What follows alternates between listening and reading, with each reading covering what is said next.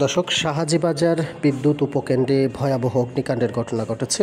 আজকে সন্ধ্যার দিকে হঠাৎ করেই এই অগ্নিকাণ্ডের ঘটনা ঘটে এবং আগুনের যে লেলিহান শিখা সেটা আপনারা দেখছেন যে কত দূর কত উঁচু পর্যন্ত পৌঁছে গেছে। অর্থাৎ বলা যায় যে ভয়াবহ এই দুর্ঘটনাটি ঘটেছে। আজকে সন্ধ্যা 7:15 দিকে এই অগ্নিকাণ্ডের ঘটনাটি ঘটেছে বলে স্থানীয়রা আমাদেরকে জানিয়েছেন। একই সাথে বিদ্যুৎ উপকেন্দ্রের যে দায়িত্বপ্রাপ্ত যে কর্মকর্তারা রয়েছেন তারাও জানিয়েছেন। আপনারা জানেন যে শাহাজিবাজার বিদ্যুৎ কেন্দ্র থেকেই আসলে বিদ্যুৎ যে উপকেন্দ্র রয়েছে সেখান থেকেই সারা জেলায় বিদ্যুৎ সরবরাহ করা হয়। আজকে সন্ধ্যা 7:15 অগ্নিকাণ্ডের ঘটনাটি ঘটে। তবে কর্মকর্তারা আমাদেরকে দেখে জানিয়েছেন যে বৈদ্যুতিক যে যান্ত্রিক ত্রুটির কারণে এই অগ্নিকাণ্ডের ঘটনাটি ঘটেছে বলে তারা প্রাথমিকভাবে নিশ্চিত করেছেন এবং ঘটনার সাথে সাথে আসলে বিদ্যুৎ কর্মকর্তারা ফায়ার সার্ভিসকে খবর দেন এবং ফায়ার সার্ভিস ঘটনাস্থলে পৌঁছান। শায়েস্তাগঞ্জ ফায়ার সার্ভিসের একটি ইউনিট ঘটনাস্থলে পৌঁছে তারা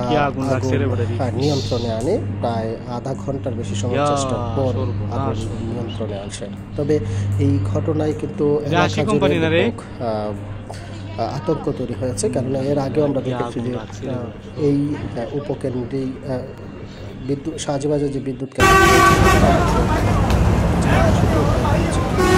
সবগুলি আজকের যে তবে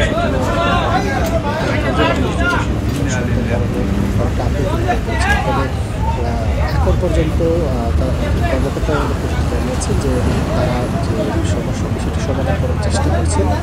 এই ঘটনা কিন্তু পুরো জেলায়, আপনারা জানেন যে এই উপকেন্দ্র থেকেই হবিগঞ্জের পুরো জেলায় বিদ্যুৎ সরবরাহ করা হয়। যেহেতু উপকেন্দ্রের ঘটনা ঘটছে, ফলে পুরো জেলাতেই এখন বিদ্যুৎ সরবরাহ বন্ধ রয়েছে এবং জেলায় অন্ধকারে রয়েছে। তারা আমাদেরকে যেটি জানিয়েছেন যে তারা দ্রুত এই উপকেন্দ্রটিকে মেরামতের চেষ্টা করছেন এবং মেরামতের পরে আসলে বিদ্যুৎ সরবরাহ স্বাভাবিক হবে। এর আগে আসলে সম্ভাবনা খুব একটা নেই। এরপরেও তারা যেটি বলছেন যে তারা চেষ্টা করছেন বিকল্প ব্যবস্থায় যেন বিদ্যুৎ সরবরাহ সেটি স্বাভাবিক রাখা যায়।